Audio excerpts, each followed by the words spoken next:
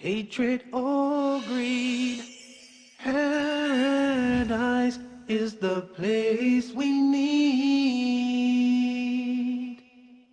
I feel the peace inside of me.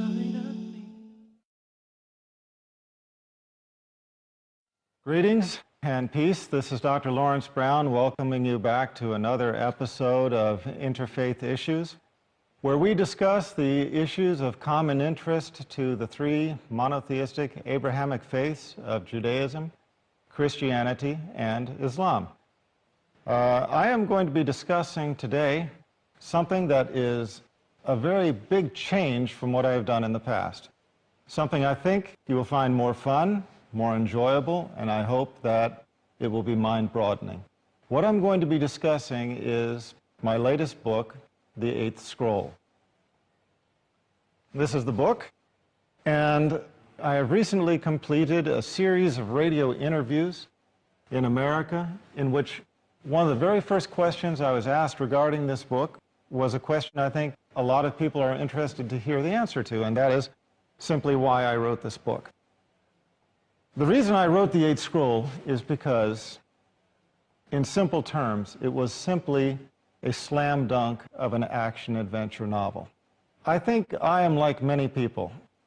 All of my life, I have been reading action-adventure novels, and I've been thinking, how did this author get the idea for that plot and bring it all together? And I've always been looking for something that I felt I could write about in the same way. Well, I found it. I found it in the Dead Sea Scrolls and in the Palestinian-Israeli conflict. The Eighth Scroll captures these two very dynamic, very interesting, extremely controversial issues. The issues of the Dead Sea Scrolls and the Palestinian-Israeli conflict. The book starts by transporting the reader from ancient times to modern times, leading them from the Western society with which most familiar to the Middle Eastern society and the setting of the Holy Land.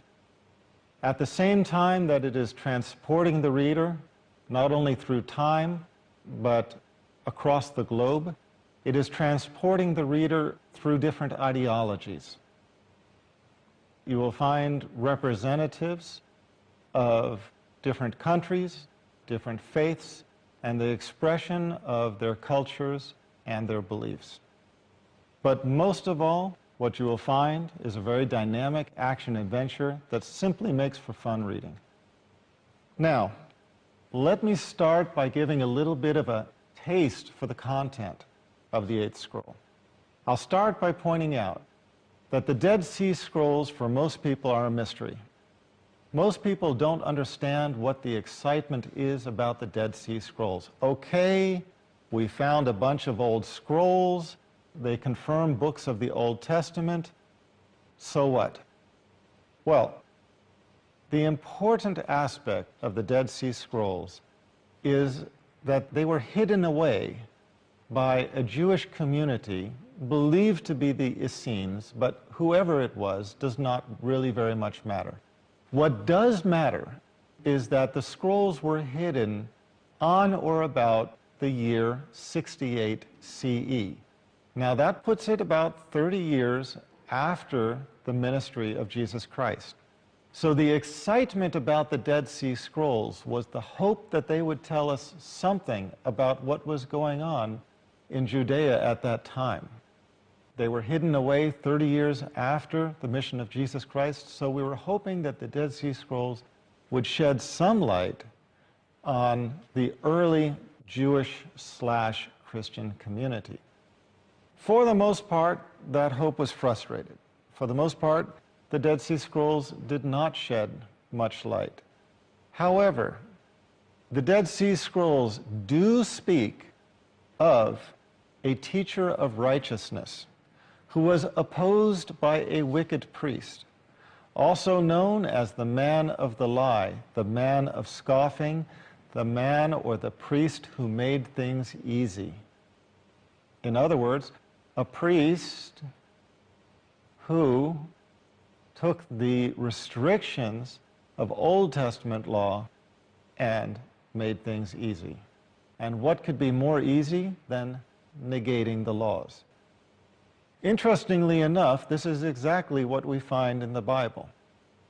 In the New Testament, we find, in the book of Matthew, we find Jesus Christ having said, "Do not think that I have come to change the law. I have not come but to fulfill." Well, Paul then took a very opposite stance. Paul basically denied the law. We find in present day that more Christians are following Paul than they are following the teachings of Rabbi Jesus, an Old Testament Jew who taught and followed himself Old Testament law.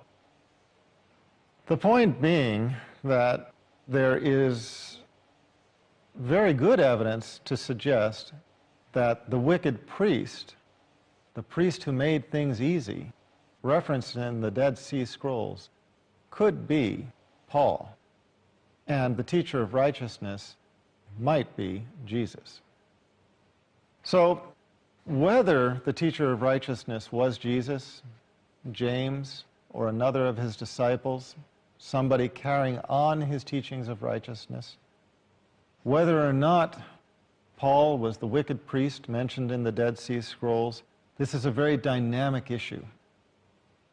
But we have to consider some of the light that scholars have shed on this issue.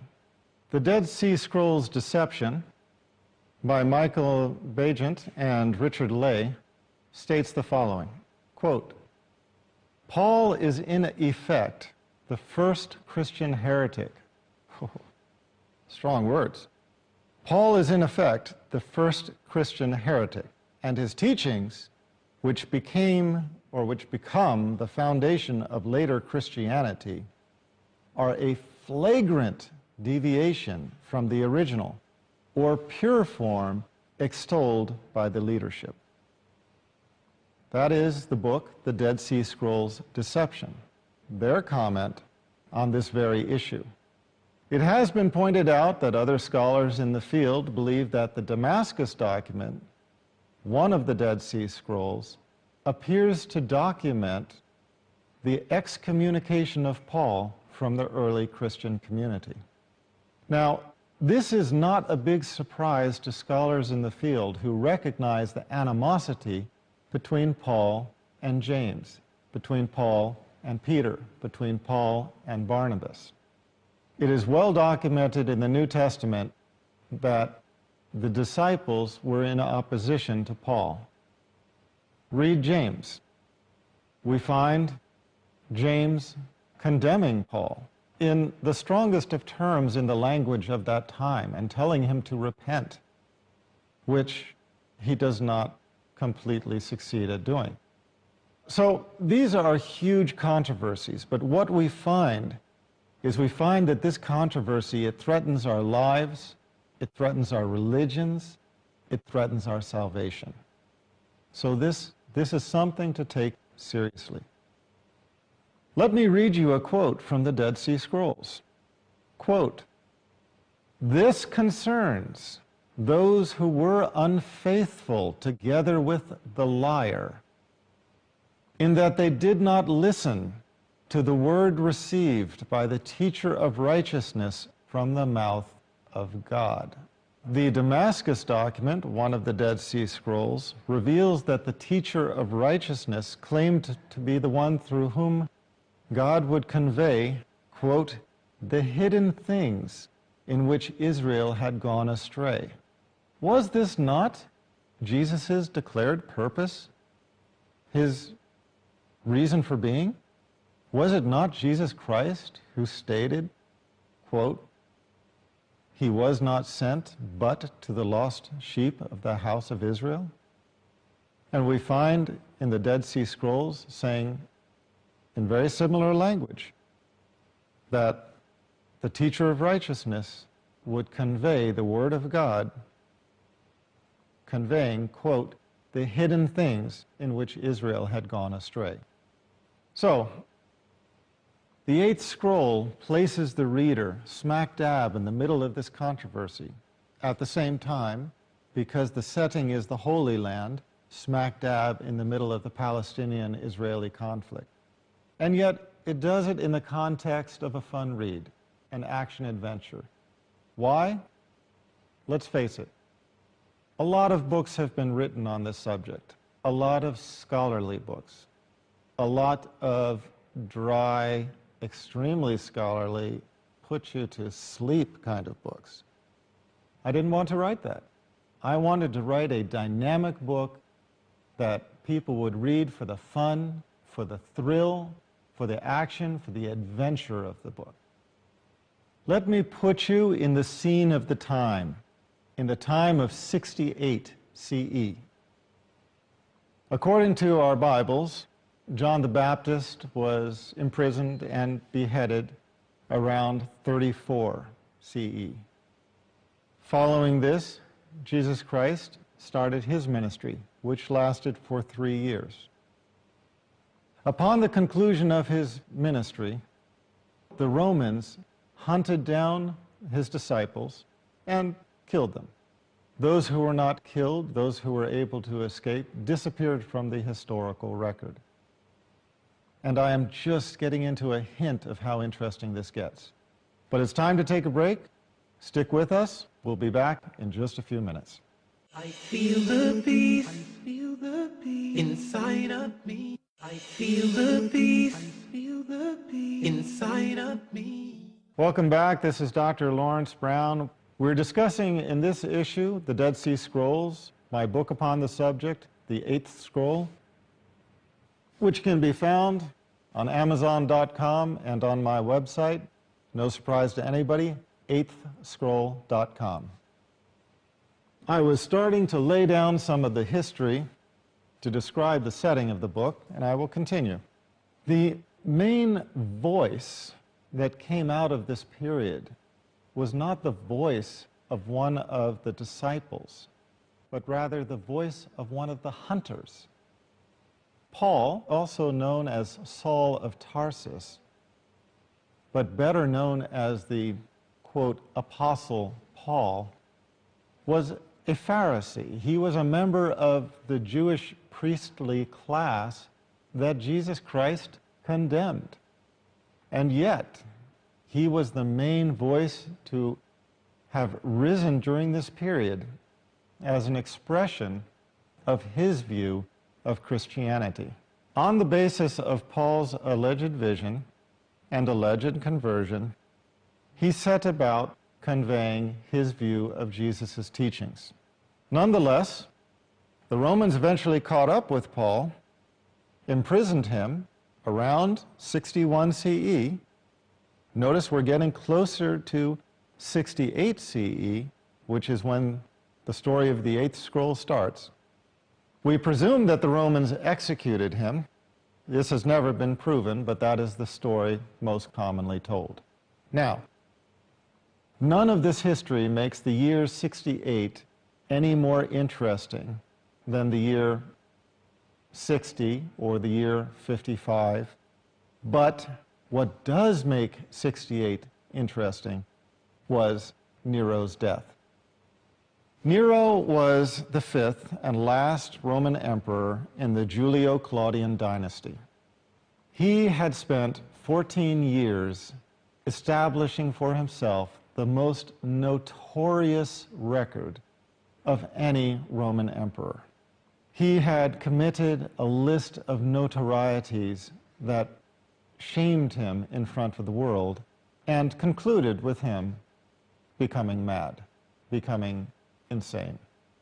Now, we should not be too surprised that this happened with Nero. We should not be too surprised that he was such a horrific person. If we look at his lineage, his mother was the sister of Caligula.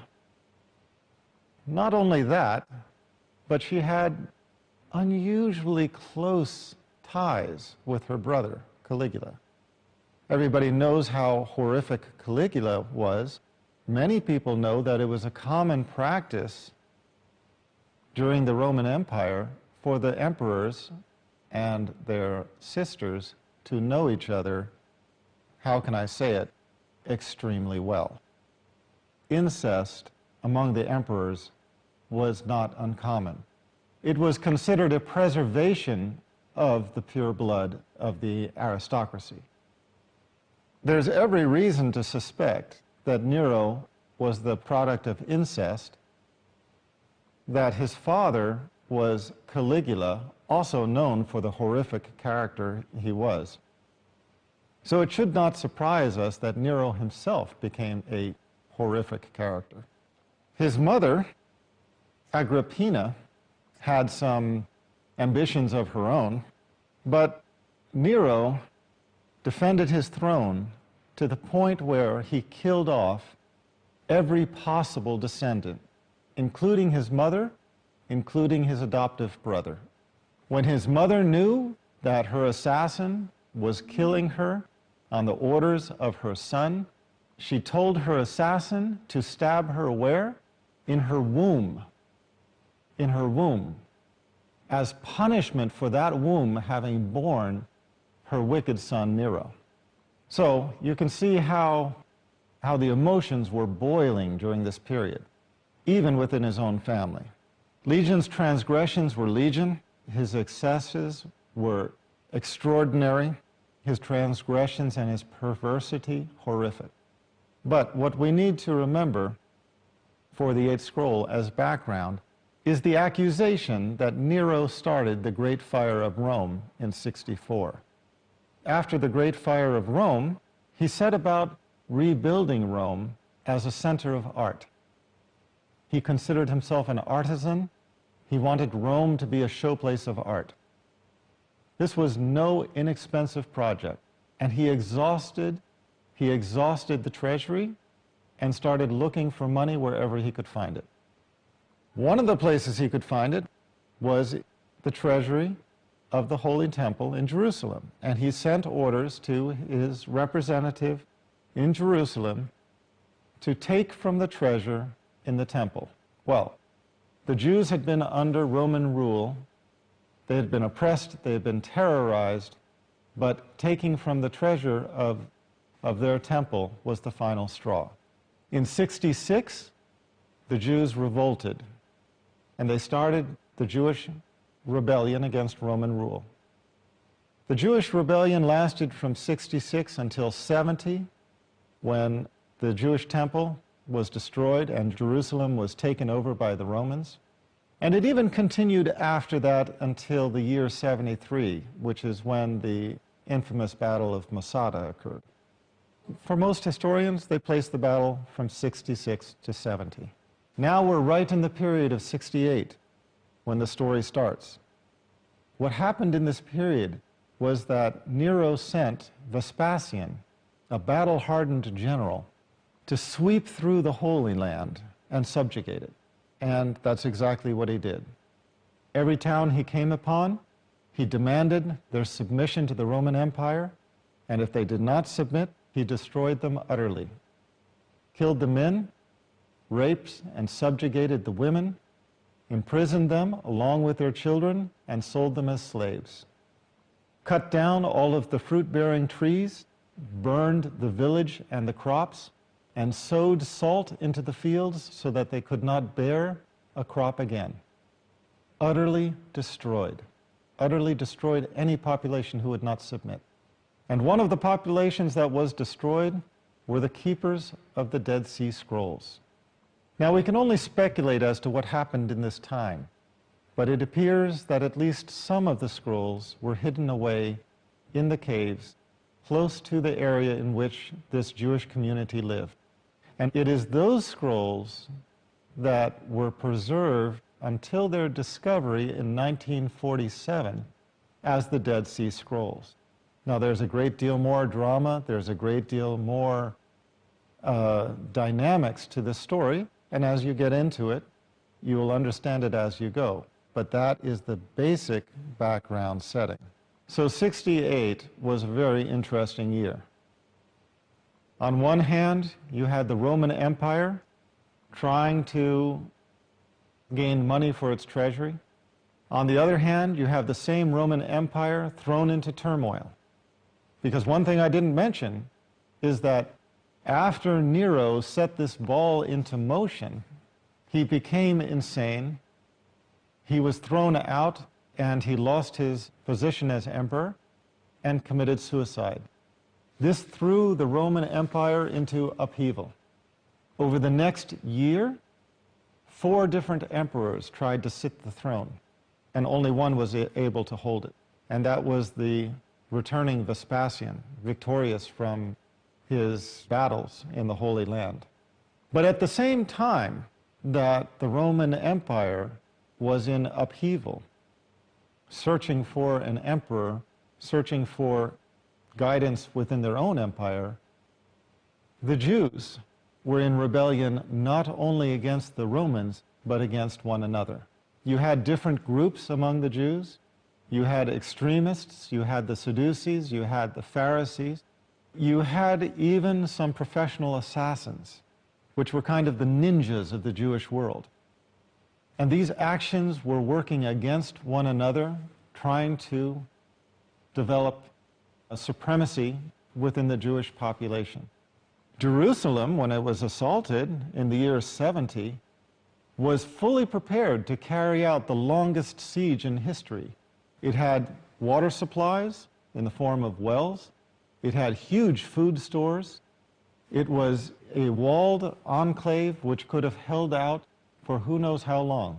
But in order to force the population to battle, the extremists among them set fire to the food stores.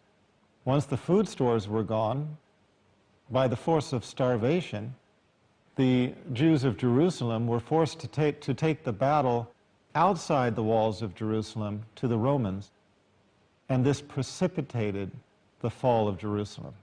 In the middle of all of this, we have the keepers of the scrolls fighting for their own survival and fighting for the preservation of the message that they held as holy in the form of the scrolls that they were charged to preserve.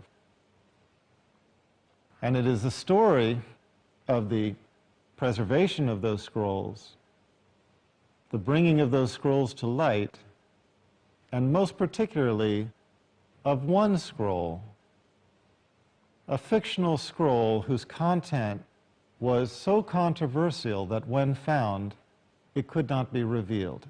And that is the setting of the 8th scroll. Now, I hope to come back in another episode and give you a taste of the book in the form of a reading, but we'll have to save that for next time. For now, this is Dr. Laurence Brown concluding another episode of Interfaith Issues. Until next time, peace.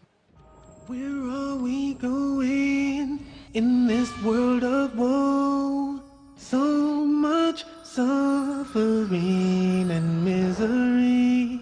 Our hearts are longing for the endless home of peace and love and harmony. Oh, no more bitterness, hatred or greed.